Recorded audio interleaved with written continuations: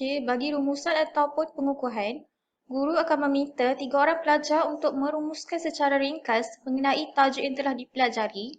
Guru akan memberikan tugasan kepada semua pelajar mengikut tahap penguasaan masing-masing mengenai tajuk yang telah dipelajari oleh mereka untuk dibuat di rumah.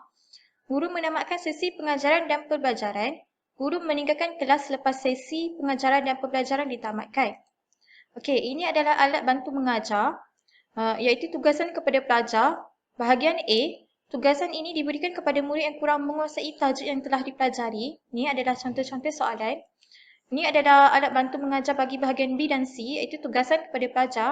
Bahagian B iaitu tugasan ini diberikan kepada murid yang sederhana dalam menguasai tajuk yang telah dipelajari. Dan bahagian C iaitu tugasan ini diberikan kepada murid yang sangat menguasai tajuk yang telah dipelajari. Okey, ini sahaja pembentangan saya. Terima kasih. Assalamualaikum warahmatullahi wabarakatuh dan salam sejahtera. Nama saya Nur Aina Rashidah binti Muhammad, nombor matrik 147815. Okey, untuk pembentangan ini saya akan menerangkan tentang final project bagi subjek PGT 201 saya. Okey, untuk rancangan pengajaran harian, saya memilih subjek sejarah yang bertarikh pada 11 Januari 2021 iaitu pada hari Isnin. Ianya mengambil masa selama 1 jam dan mempunyai 3 aktiviti. Okey, ianya saya memilih subjek sejarah tingkatan 4 iaitu 4 fajar. Bilangan pelajar iaitu sebanyak 25 orang. Saya memilih tajuk Tamadun Awal Manusia dan subtajuknya iaitu Tamadun Awal Asia Tenggara. Okey, bagi standard pembelajaran iaitu pelajar dapat mempelajari tentang maklumat dan kandungan di dalam tema atau tajuk tamadun awal manusia. Pelajar dapat mengetahui bagaimana kemunculan tamadun awal Asia Tenggara iaitu permulaan penempatan dan kemunculan kerajaan agraria dan kerajaan mariti. Pelajar juga dapat mempelajari ciri-ciri kerajaan agraria dan kerajaan mariti, pengaruh agama Hindu dan Buddha terhadap kerajaan awal tersebut sama ada terhadap sistem pemerintahan, kesenian dan kesusasteraan.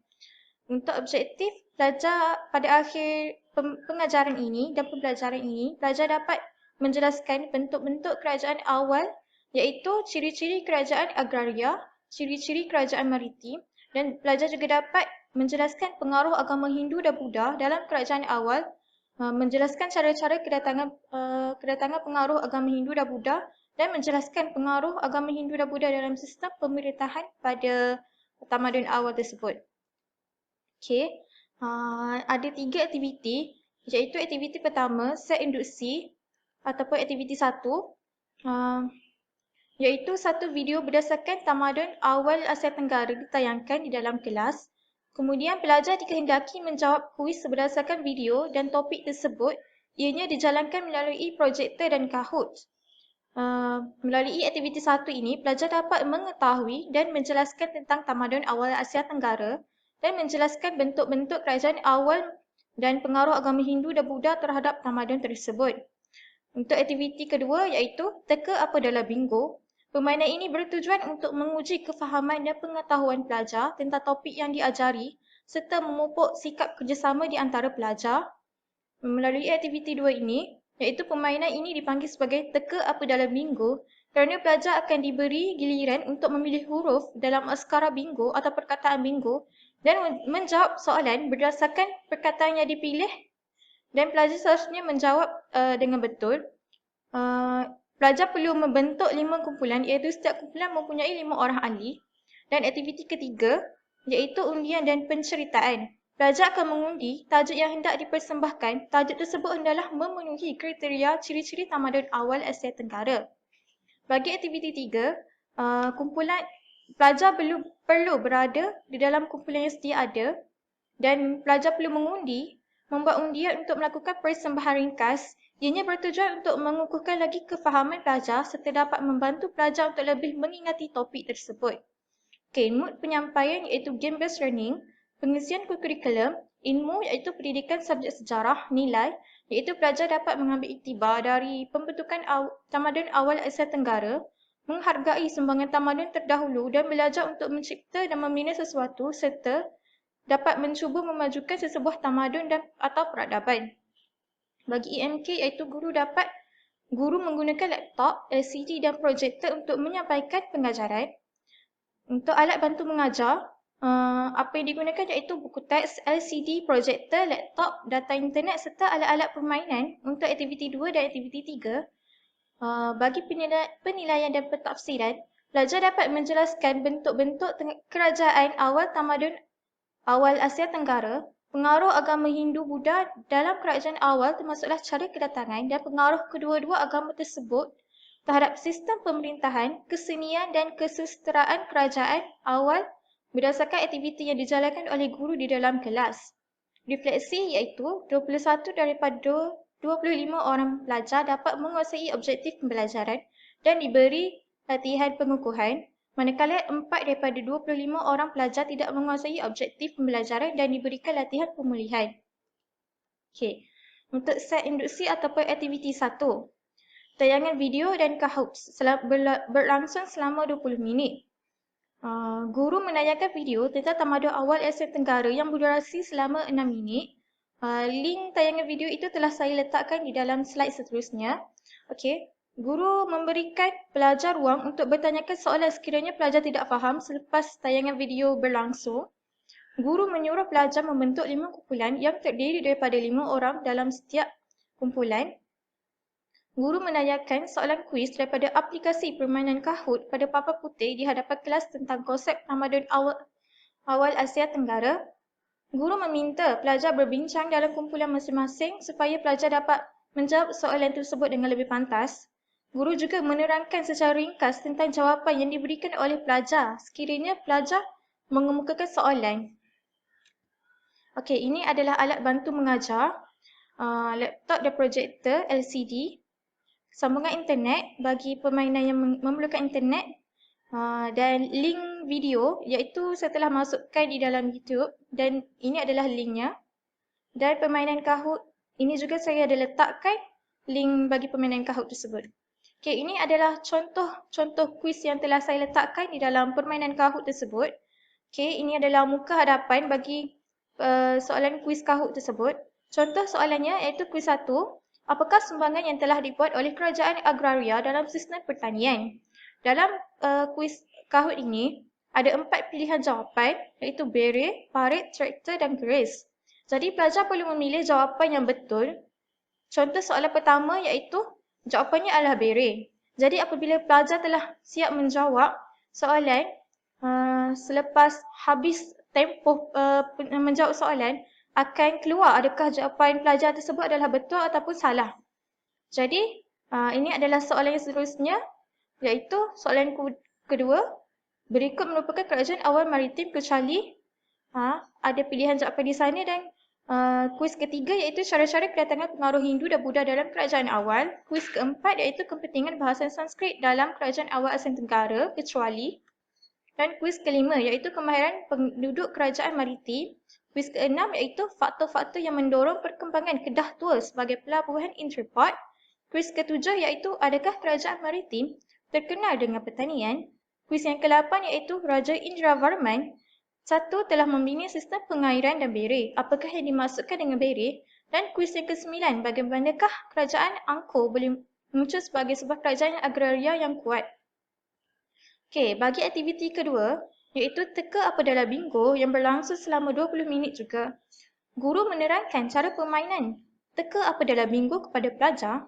Guru akan menyediakan 5 buah kotak mengikut setiap huruf di dalam perkataan bingo. Okey, guru akan menyediakan 5 buah kotak. Setiap kotak ada bertulis, di atas kotak tersebut ada tulis sama ada huruf B, I, N, G ataupun O.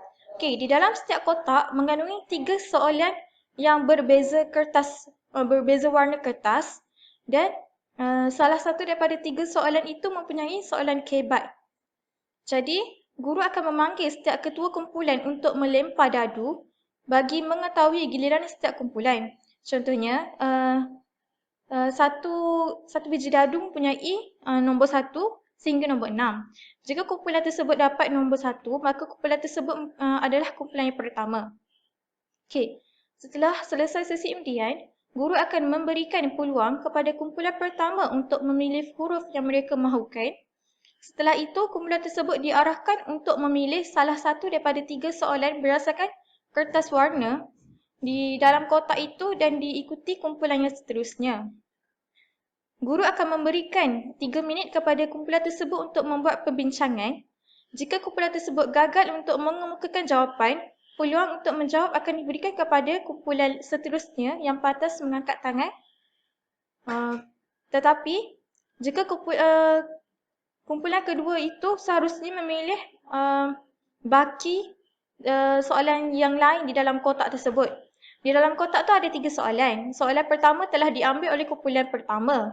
Jadi kumpulan kedua harus memilih di antara 2 soalan tersebut dan guru juga memberikan 3 minit kepada kumpulan itu untuk menjawab soalan yang dipilih. Dan jika kumpulan pertama tahu jawapan untuk kumpulan kedua, kumpulan pertama boleh untuk menjawab soalan bagi kumpulan kedua. Kumpulan yang menjawab dengan pantas akan diberikan markah tambahan. Guru akan menilai dan memberikan markah kepada kumpulan yang berjaya menjawab soalan. Guru akan memberikan imbuhan berbentuk hadiah kepada kumpulan yang berjaya menjawab dan mengumpul markah tertinggi. Guru membuat pentafsiran kemahiran dan pengetahuan terhadap pelajar tentang tajuk yang telah dipelajari. Ini adalah alat bantu mengajar. Ini adalah kotak yang mengandungi huruf bingo iaitu B, I, N, G dan O. Ni contoh soalan dalam soalan kotak B iaitu jelaskan peranan pelabuhan kerajaan maritim.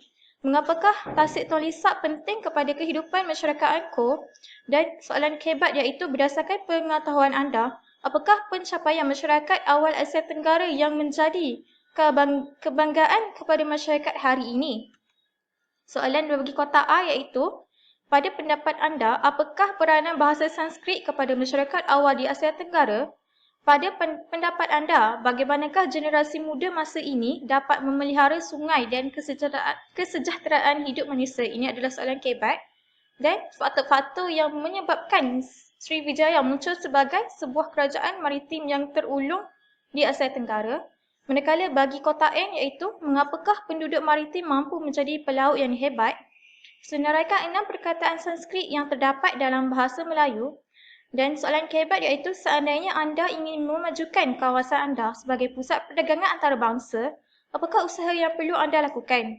Manakala kotak G iaitu, pada pendapat anda, mengapakah penempatan awal di Asia Tenggara tidak diiktiraf sebagai sebuah kerajaan? Bagaimanakah pengaruh agama Hindu dan Buddha memasuki Asia Tenggara dan pada zaman kerajaan awal? Dan soalan kebat iaitu, sekiranya anda pengkaji batu bersurat, apakah maklumat yang mungkin anda peroleh daripada batu bersurat tersebut? Bagi kotak O, iaitu kotak yang last sekali, iaitu senaraikan hasil kegiatan ekonomi kerajaan agraria. Pada pendapat anda, bagaimanakah generasi muda dapat memajukan kegiatan maritim negara kita? Dan mengapakah Malaysia kini menumpukan semula kegiatan ekonomi pertanian? Bagi aktiviti seterusnya, iaitu aktiviti 3, penceritaan dan perkongsian yang berlangsung selama 15 minit. Guru akan memberitahu pelajar supaya berada di dalam kumpulan masing-masing. Guru menerangkan cara penceritaan dan perkongsian ringkas yang dikehendaki guru kepada pelajar. Guru akan menyediakan 5 kertas warna yang mengandungi 5 kehendak soalan yang berbeza. Guru akan memanggil setiap ketua kumpulan untuk melempar dadu bagi mengetahui giliran setiap kumpulan, seperti aktiviti yang kedua. Dan setelah selesai sesi undian, guru akan memberikan peluang kepada setiap kumpulan untuk memilih soalan yang mereka mahukan. Setiap kumpulan mestilah memulakan kembali soalan yang telah diberikan tanpa memberitahu soalan tersebut kepada kumpulan lain. Guru akan memberikan 5 minit kepada semua kumpulan untuk membuat persiapan bagi persembahan mereka. Guru akan membuat pilihan secara rawak bagi kumpulan yang akan membuat persembahan, iaitu guru akan memilih semula soalan yang telah diagikan kepada pelajar. Tadi pelajar telah memberikan kembali soalan yang dipilih mereka dan guru akan membuat pilihan persembahan melalui soalan yang telah diberikan pelajar tersebut. Seterusnya itu kumpulan berjaya memberikan persembahan terbaik dan pelajar lain dapat menjawab soalan mereka dengan pantas akan diberikan markah.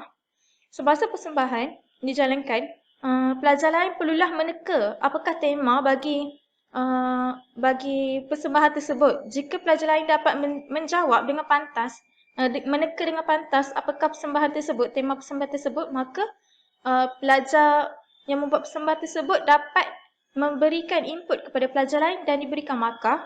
Guru akan menilai dan memberikan markah kepada kumpulan berjaya. Guru membuat pentafsiran kemahiran dan pengetahuan terhadap pelajar tentang tajuk yang telah dipelajari. Okey, ini adalah alat bantu mengajar, dadu, kertas warna dan soalan.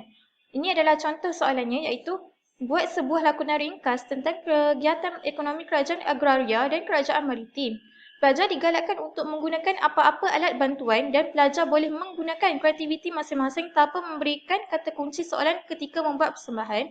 Soalan yang seterusnya iaitu pelajar perlu membuat sebuah lakonan pendek tentang kepentingan tasik tonisak. Soalan seterusnya iaitu pelajar perlu membuat sebuah lakonan pendek tentang ciri-ciri kerajaan maritim. Dan soalan seterusnya iaitu pelajar perlu membuat lakonan pendek tentang cara kedatangan agama Hindu dan Buddha dalam kerajaan awal. Soalan terakhir iaitu pelajar perlu membuat lakonan pendek tentang kepentingan bahasa Sanskrit. Setiap soalan mempunyai arahan yang sama iaitu tidak dibenarkan memberikan kata kunci. Okey, bagi rumusan ataupun pengukuhan, guru akan meminta 3 orang pelajar untuk merumuskan secara ringkas mengenai tajuk yang telah dipelajari. Guru akan memberikan tugasan kepada semua pelajar mengikut tahap penguasaan masing-masing mengenai tajuk yang telah dipelajari oleh mereka untuk dibuat di rumah. Guru menamatkan sesi pengajaran dan pembelajaran. Guru meninggalkan kelas selepas sesi pengajaran dan pembelajaran ditamatkan. Okey, ini adalah alat bantu mengajar. Iaitu tugasan kepada pelajar.